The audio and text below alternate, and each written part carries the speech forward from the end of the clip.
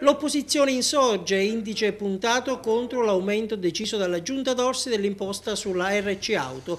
L'aliquota è passata dal 12,5% al 16%. La lasticina insomma si è alzata di 3,5 punti percentuali e ovviamente andrà a gravare sulle tasche degli automobilisti già alle prese quotidianamente a fare i conti con i costi alle stelle del carburante. In un momento di grave crisi economica, tuona Mario Lazzano del PDL, la scelta dell'amministrazione risulta insensata. Si tratta di una ulteriore vessazione, aggiunge, e gli fa eco il capogruppo del Popolo della Libertà di Aula Giglia, Ivan Paggi. Noi come gruppo del PDL alla provincia siamo contrari, assolutamente contrari a questa delibera di giunta, perché avrà un'incidenza, inciderà pesantemente sulle tasche dei cittadini, sulla responsabilità civile delle auto della provincia di Agrigento.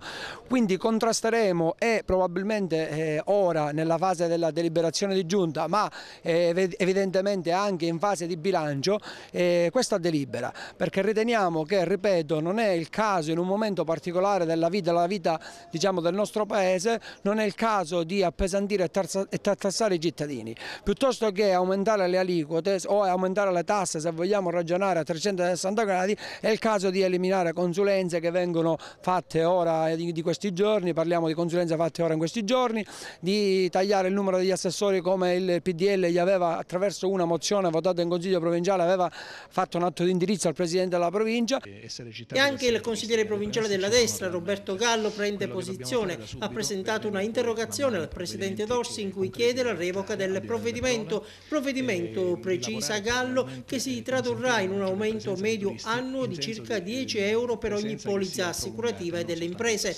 E dal canto suo D'Orsi ammette l'aumento c'è stato ma non è elevato, anzi è minimo, ma ci permetterà di fronteggiare il taglio enorme, sproporzionato che stiamo subendo. E intanto dopodomani sedute del Consiglio provinciale, all'ordine del giorno anche la surroga di Piero Giglione diventato assessore. Al suo posto subentra Maurizio Masone. Giglione era anche vicepresidente del Consiglio provinciale, poltrona che dovrà ora essere riassegnata.